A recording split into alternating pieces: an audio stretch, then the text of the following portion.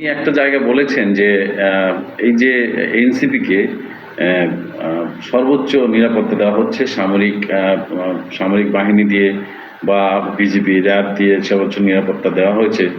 তবে এটা নিরাপত্তা দিতেই পারে। কেন দিতে পারে আমি আপনাদের বলছি। সেটা হলো যে যেখানে আগামী দিনের একজন প্রধানমন্ত্রী রয়ে গেছে। আপনারা জেনেছেন যে এই নাহিদ ইসলাম যখন উপদেষ্টা মণ্ডলী থেকে পদত্যাগ করেন, তখন কিন্তু এই যে ডক্টর ইউনূস সাহেবের যে প্রেস উইং, তিনি কিন্তু প্রকাশ্যই বলেছেন, একেবারে সাংবাদিকদের সামনে, আমাদের সামনে তিনি বলেছেন যে নাহিদ ইসলাম আগামী দিনের প্রধানমন্ত্রী। তাহলে আগামী দিনের প্রধানমন্ত্রী, তা আগামী দিনের প্রধানমন্ত্রীকে তো সর্বোচ্চ নিরাপত্তা দিবেই। ওনার তো উচিত ছিল যে এসএসএফ ফোর্স দেওয়া।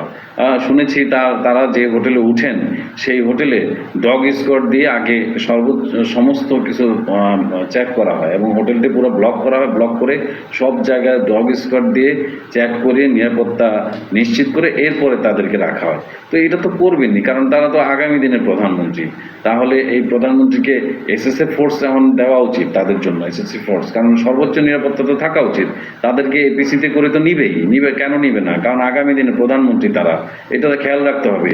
তার যদি কোনো ধরনের ক্ষতি হয়, আমরা একটা প্রধানমন্ত্রীকে হারাবো, স্বাভাবিক কারণে তাকে সেভ করে রাখতে হবে। যেভাবে সেভ করে তাকে নিরাপত্তা দিতে হবে, সারা দেশে তার নিরাপত্তা দিতে হবে। বিভিন্ন জায়গায় আমরা যখন অন্যান্য রাজনীতিবিদদের সাথে তো নাহিদ ইসলামের বা এনসিপির তুলনা হয় না। কেন তুলনা হয় না? অন্যান্য রাজনীতি দলে তো আগামী দিনের কোনো প্রধানমন্ত্রী নাই, কিন্তু এই এনসিপিতে আগামী দলের প্রধানমন্ত্রী আছে, আগামী দিনের স্বরাষ্ট্রমন্ত্রী আছে, আগামী দিনে অন্যান্য মন্ত্রণালয়ের দায়িত্বরত মন্ত্রীরা আছেন যারা আগামী দিনে বসবে। তাহলে তাদেরকে তো সর্বোচ্চ নিরাপত্তা দিতে হবে। এবং আমার অনুরোধ থাকবে যে মার্কিন যুক্তরাষ্ট্র থেকে এফবিআই এনে তাদেরকে গার্ড দেওয়া উচিত। শুধু তাই নয়, এখনই আজই তাদের জন্য এসএসএফ ফোর্স এবং প্রধানমন্ত্রী রাষ্ট্রপতির গার্ড রেজিমেন্টের গার্ড দেওয়া উচিত, কারণ তারা অলরেডি তাদের সফর শেষ করেনি। এই জন্য তাদেরকে সর্বোচ্চ নিরাপত্তা দেওয়া উচিত।